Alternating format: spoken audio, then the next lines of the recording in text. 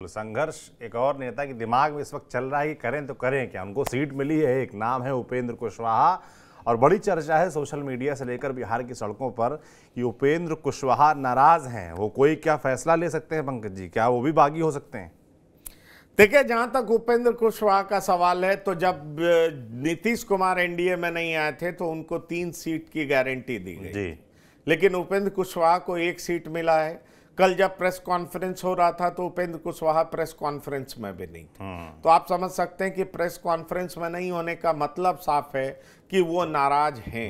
और उससे पहले वो कई दिनों तक दिल्ली में डेरा डाले हुए थे, लेकिन उनसे कोई बड़े नेता मिल नहीं रहे थे। तो उपेंद्र कुशवाहा को काराकाट दिया गया है और मुझे पुख्ता तौर पर जानकारी है कि उनके कैंप में बहुत मायूसी है, बहुत नाराजगी है, और इस बाबत इसको लेकर के आज मीटिंग भी होनी है। लेकिन जहां तक मेरी अंडरस्टैंडिंग है, नाराजगी अपनी जगह है, दिक्कतें अपनी जगह है, लेकिन मुझे नहीं लगता कि उपेंद्र कुशवाहा वो एनडीए छोड़ करके एन वक्त पर फिर से आरजेडी की तरफ रुख करना चाहेंगे। क्योंकि अगर इस तरीके से अदला बदली आला पाला बदलते रहे तो ऐसे ही उपेंद्र कुशवाहा को लेकर के कई बार सवाल उठ चुके हैं कि कितनी बार उन्होंने पाला बदला है, कभी इधर आते हैं कभी उधर जाते हैं। ये सवाल उन पर भी है और उनकी अभी राजनीतिक यात्रा लंबी होनी है। बिहार में उनको लंबे दिनों तक बिहार की जनता का सेवा करना है, वहां राजनीति करनी है। मुझे नहीं लगता कि उपेंद्र कुशवाहा इस पचड़े में पड़ना चाहेंगे। वैसे उपेंद्र कुशवाहा नाराज हैं, इसमें कोई शक नहीं है। 3 सीटों, कम से कम 2 सीटें मांग रहे थे। 3 सीट की डिमांड, 3 सीट को लेकर के उनसे पहले कहा गया था, लेकिन जब जेडीयू आ गई थी इस पाले में तो वो 2 सीट चाहते थे। वो चाहते थे आप एक काराकाट दीजिए तो सुपौल और सीतामढ़ी में कोई एक जरूर दीजिए, लेकिन उनको कोई भी नहीं मिला है, क्योंकि सीतामढ़ी से भी सिटिंग सांसद जेडीयू के हैं और सुपौल से भी सिटिंग सांसद जेडीयू के हैं। ऐसे में उनको सिर्फ काराकाट दिया गया है और इस नाराजगी को लेकर के आज उपेंद्र कुशवाहा अपने पार्लियामेंट्री बोर्ड की मीटिंग करने वाले।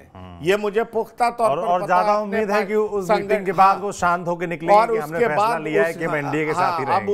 अब उसके बाद वो क्या करते हैं वो देखना दिलचस्प होगा। नाराजगी है, पार्टी के अंदर मायूसी है, आज उसको लेकर के मीटिंग है, तमाम लोग उत्साहित नहीं है। एक एडिशनल सवाल है पंकज जी आपसे कि उपेंद्र कुशवाहा, जिनके लिए आप कहते हैं वो 3 सीटें मांग रहे थे, उभरते हुए नेता हैं, बड़े नेता हैं, कुशवाहा समाज का प्रतिनिधित्व करते हैं, मगर सम्राट चौधरी का जो उभार है कि वो पहले प्रदेश अध्यक्ष बनते हैं, फिर वो डिप्टी सीएम हैं, काफ़ी पावरफुल मंत्रालय उनके पास है, ऐसे में क्या उनका उभार इनके डाउनफॉल का कारण है कि 1 सीट पे सिमट गए?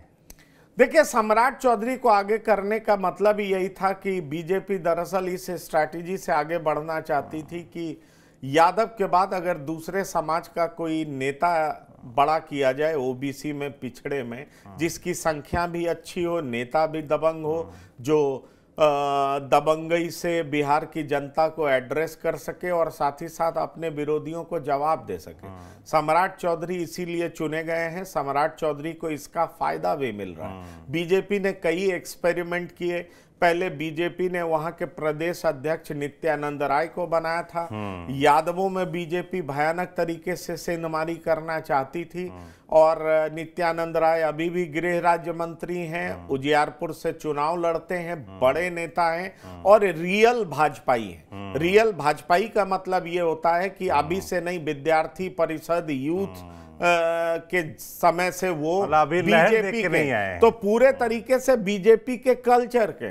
जहां तक सम्राट चौधरी का सवाल है तो सम्राट चौधरी कई पार्टियों में रह चुके हैं और अब भाजपाई हुए, अब उन्होंने भगवा चोला ओढ़ा है।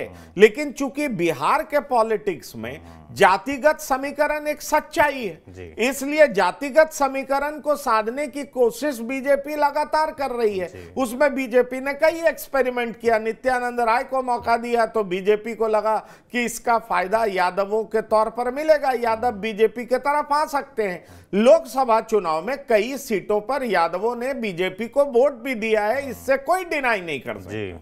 लेकिन विधानसभा चुनाव में स्थिति उलट हो जाती है। वैसे कई प्रयास किए किए जा रहे हैं कि यादवों को भी साधा जाए, और इसी कवायद में मोहन सिंह यादव को जब मध्य प्रदेश में मुख्यमंत्री बनाया गया तो एक मैसेज गया कि बीजेपी में कोई भी मुख्यमंत्री हो सकता है, जबकि लालू और मुलायम परिवार में उसी परिवार के सदस्य मुख्यमंत्री हो सकते हैं। बीजेपी इसको जोर जोर से कह रही है, भुना रही है, लेकिन वर्तमान समय में अगर बिहार की राजनीति की बात करें तो सम्राट चौधरी को प्रदेश अध्यक्ष बनाने का मतलब है कि दूसरे नंबर की आबादी वाली जाति जो कि कुशवाहा है, कुशवाहा को साधने का पूरा प्रयास किया गया।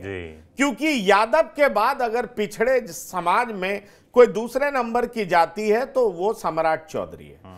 नीतीश कुमार चूंकि बीजेपी का साथ छोड़ चुके थे, वो आरजेडी के साथ चले गए थे, तो लव कुश के नेता माने जाते थे, कोर वोट बैंक उनका वो था। बीजेपी ने सम्राट चौधरी को आगे करके उनके कुश पे सेंधमारी करने का प्रयास किया, और इसलिए क्योंकि कोयरी कुर्मी के वो नेता हैं, पर आबादी के हिसाब से कोयरी कुर्मी से कहीं ज्यादा है, इसलिए कोयरी समाज के नेता सम्राट चौधरी हैं। इसलिए सम्राट चौधरी को बड़ी तेजी से बीजेपी ने आगे किया, और ये सिर्फ सम्राट चौधरी को ही आगे नहीं किया, निषाद समाज के भी कई नेता को आगे किया।